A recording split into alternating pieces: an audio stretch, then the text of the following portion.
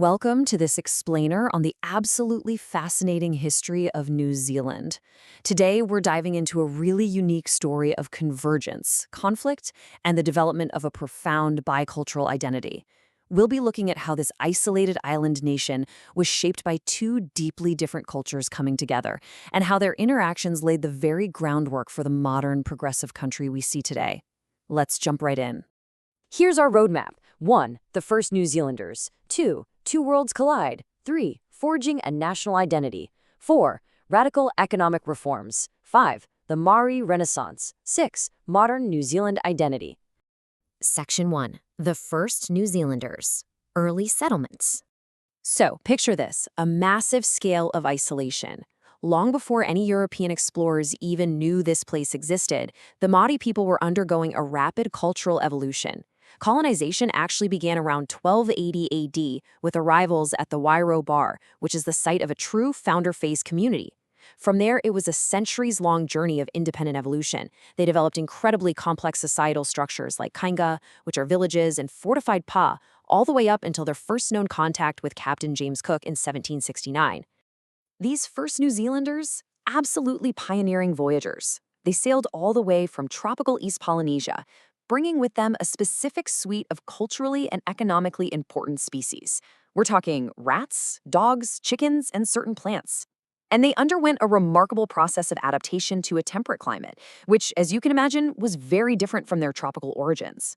Over the centuries, they fundamentally reshaped the environment, shifting to more intensive horticulture and developing those fortified populations, entirely transforming their way of life into what we know today as Maori culture. Section 2. Two worlds collide. European contacts. To really understand the roots of the conflicts that followed, we have to look impartially at a massive ideological gap, how each culture fundamentally viewed land. For the Maori, land was held in common. It was connected by genealogy and blood, and deeply integral to their literal life force.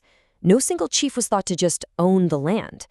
But in stark contrast, the British colonizers brought a worldview of individual ownership, vested by legal title, viewing land primarily as a tradable commodity.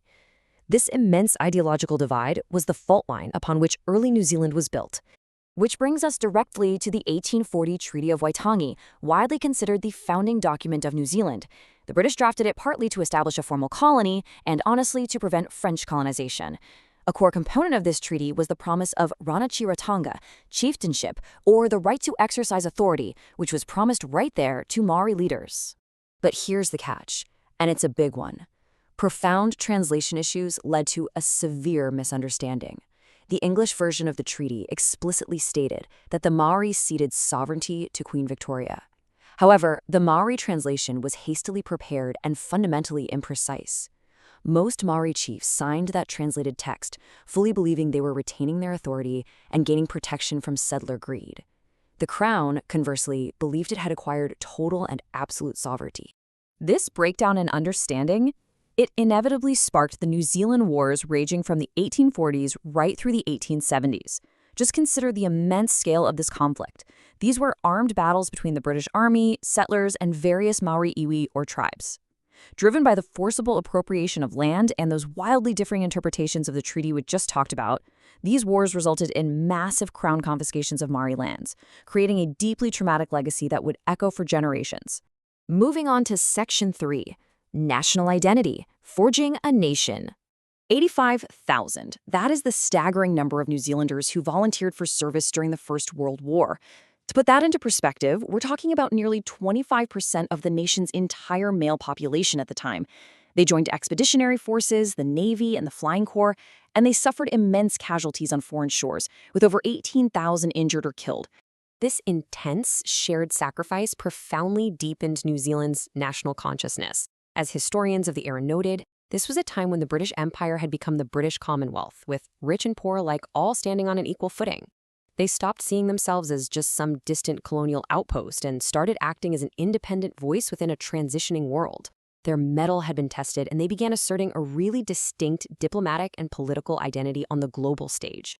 And this immense dedication, it continued right into World War II. Over 200,000 men ultimately served in various capacities. Before the end of 1939, thousands were already dispatched to the United Kingdom and the Middle East. Despite being a small nation geographically far, far away from the battlefields, New Zealand provided a unified, massive contribution of troops, equipment, and finance, which just further cemented their collective national pride.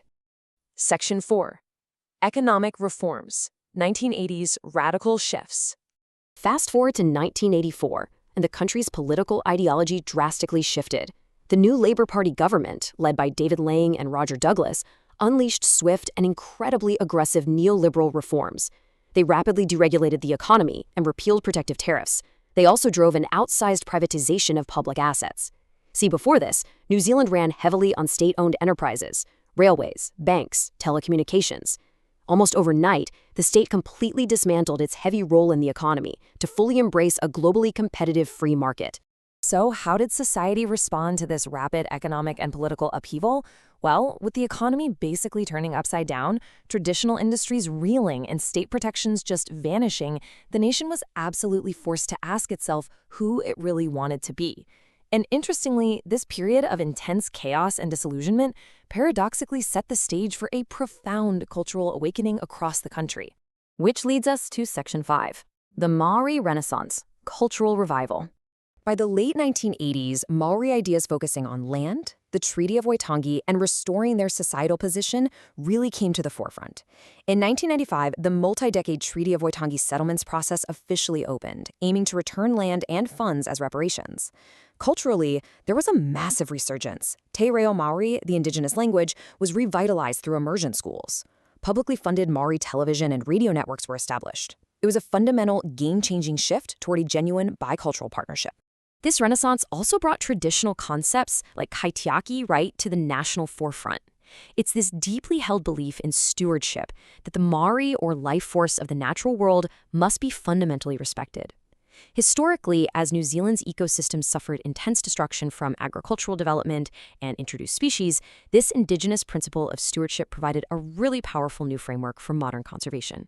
So how do all these distinct historical threads, from the early voyagers, the colonial clashes, the world wars, the economic overhauls, and the cultural renaissance, actually weave together? Let's look at Section 6, Modern Identity, a bicultural nation.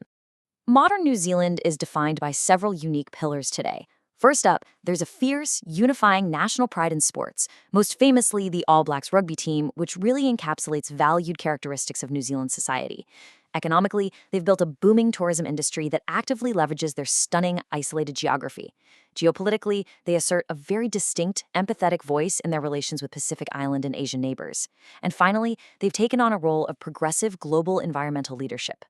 By blending Western legal systems with foundational Maori environmental philosophies like kaitiaki, the country has enacted some of the most progressive ecological laws on the planet.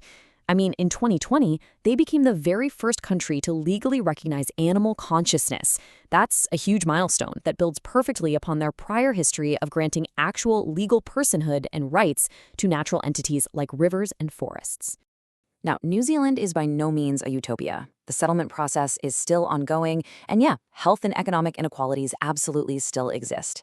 But as the country continues the hard work of synthesizing its dual heritage, honoring both its colonial architecture and its indigenous roots, we have to ask, could this unique journey of reconciliation serve as a viable model?